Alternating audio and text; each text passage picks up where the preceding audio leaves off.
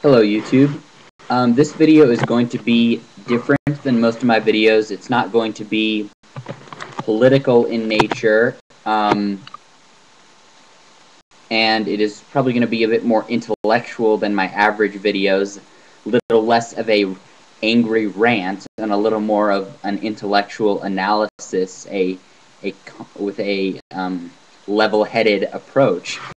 I want to discuss, please don't take this as a radical shift in the topic of my videos. I intend to continue churning out anti-establishment political videos, but this is going to be a bit different. Still anti-establishment in the sense that it challenges a societal norm, but not as explicitly anti-government and not geopolitics related.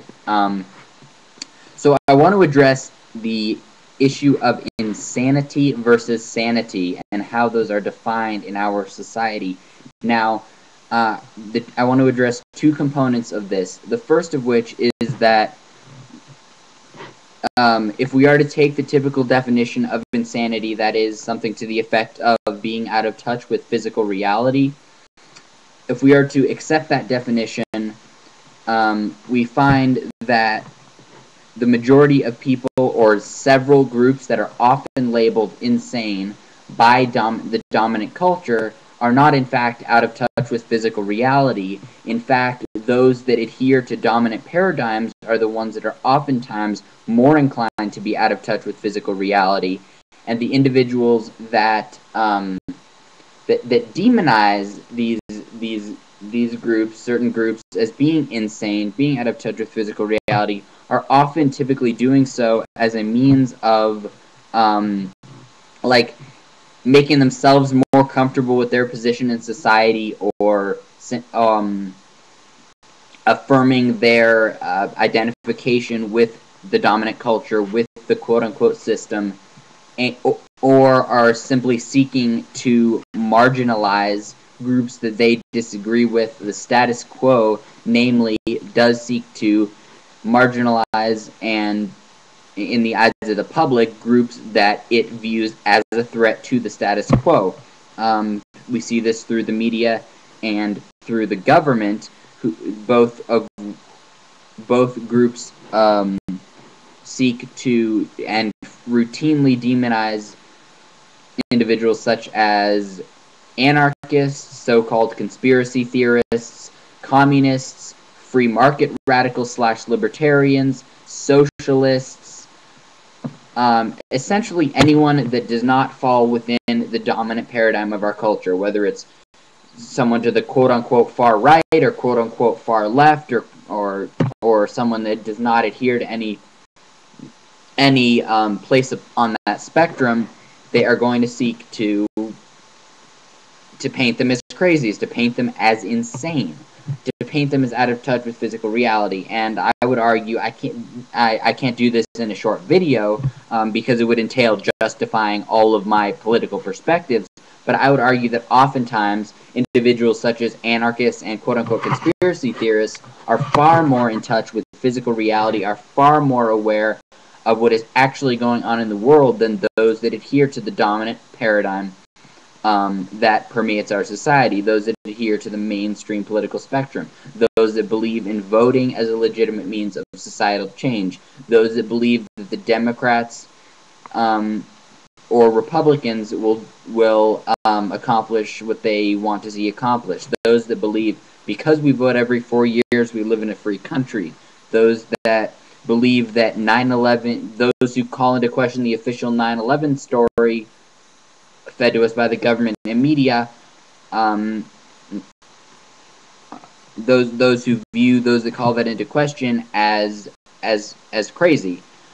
These are the people that are out of touch with physical reality. Those that will not even watch Richard Gage's 2-hour lecture at ae911truth.org, not even bother to look into the facts with regard to 9/11 so that they can see what a fraud the official story is, and will dismiss it offhand as oh, the government would never commit such an atrocity, oh, you're just a crazy conspiracy nut, etc., etc., etc. These are the people that are out of touch with physical reality.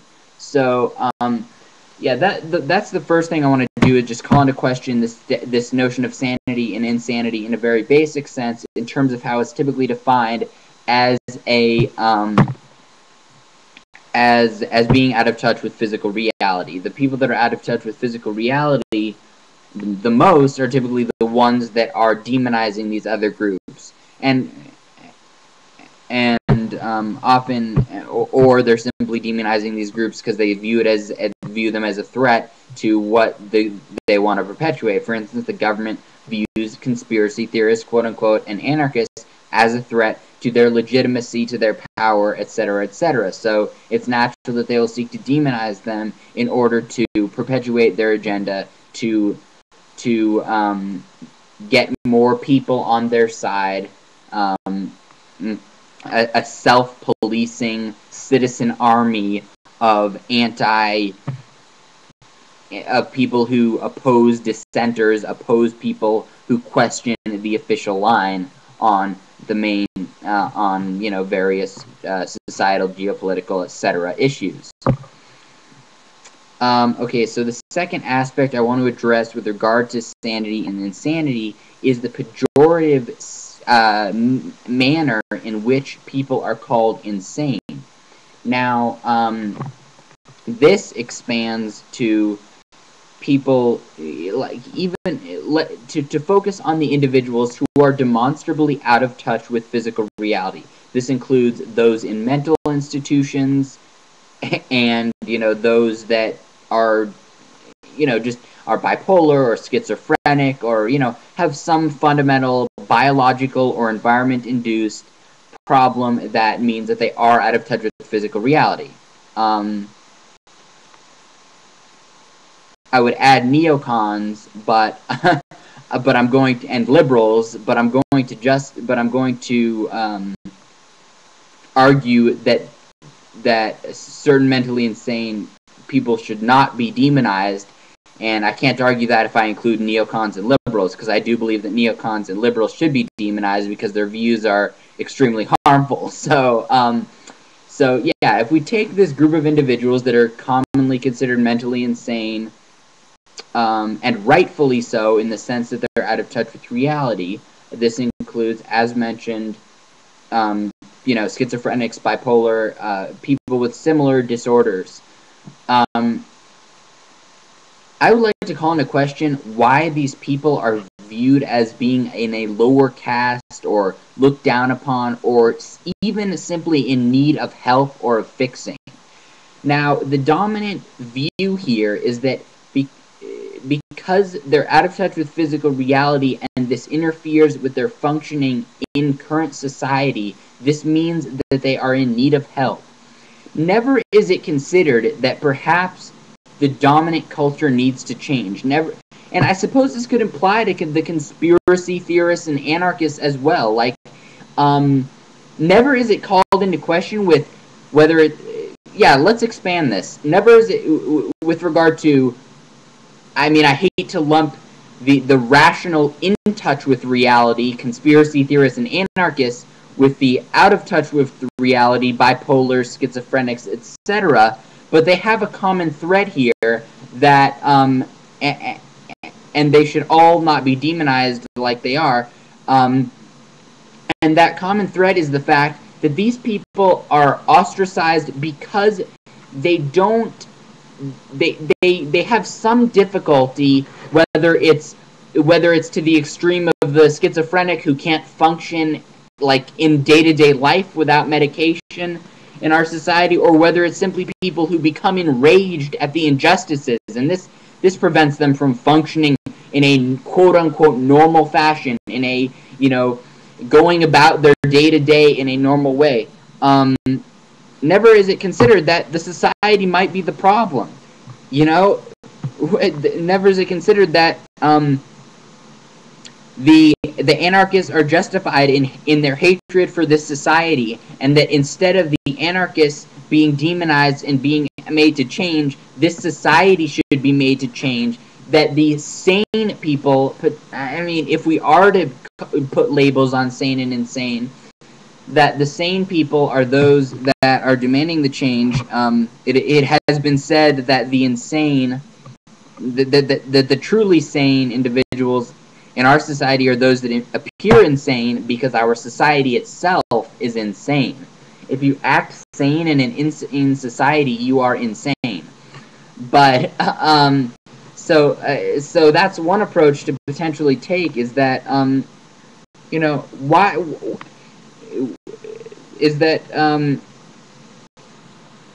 at least with regard to conspiracy theorists and anarchists and the like, these people are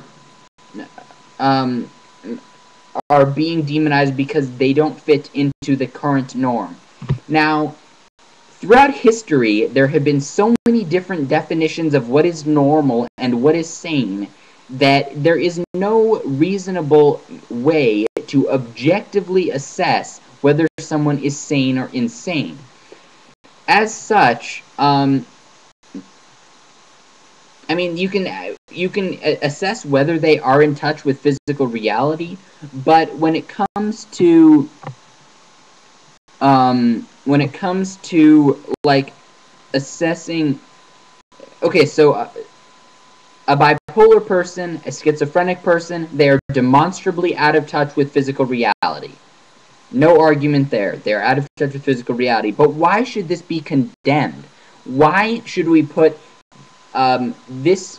First of all, they may be their neuroses, their mental conditions may be societally induced. We don't acknowledge the fact that, like, schizophrenia, it does have biological causes, certainly, oftentimes, but maybe the fact that it is demonized is as a result of the fact that our society is structured in a fashion that it's structured so that schizophrenics don't fit in. Maybe if our society was structured in this different fashion, schizophrenics and bipolar individuals and people with a wide variety of other mental conditions would find their niche and would be able to exist in equally comfortable fashion that those without so-called mental illnesses currently exist. So I would just call into question this notion, like, why are schizophrenics in need of help? Because they're different? Like, there's no objective way to say, look, schizophrenics have a problem, quote unquote. Why? Why don't people who aren't schizophrenics have a problem? Why do people who are not bipolar have a problem? Why do people who have a more even-keeled emotional spectrum, a less wide-ranging emotional spectrum, not the ones with the quote-unquote problem? So I would suggest that we just stop hierarchicalizing, if that's a word, that we stop putting into hierarchies different mental conditions, that we try to accommodate different mental conditions and try to structure our society so that people with different mental conditions are adequately able to exist within that society, are able to have a certain niche, have a certain way of living their life that fits into the society, rather than having this rigid norms that are arbitrarily set by God and country and just enforced by self-policing citizens that claim this objectivist ethics, or this objectivist mental sanity norm that really has no grounding in anything. So this was somewhat of a rant. I hope it made sense. It's going to cut off here any minute. So, yeah, basically, if we're to accept the traditional definition of sanity and insanity, they're often not applied properly in our culture when it comes to conspiracy theorists, anarchists, etc. And even if we deal with those who are demonstrably out of touch with reality, why should they be demonized? Why not just consider them different and stop hierarchicalizing people who have different mental conditions? Because objectivist sanity does not exist. It's just a myth propagated by those who seek to put everyone in a box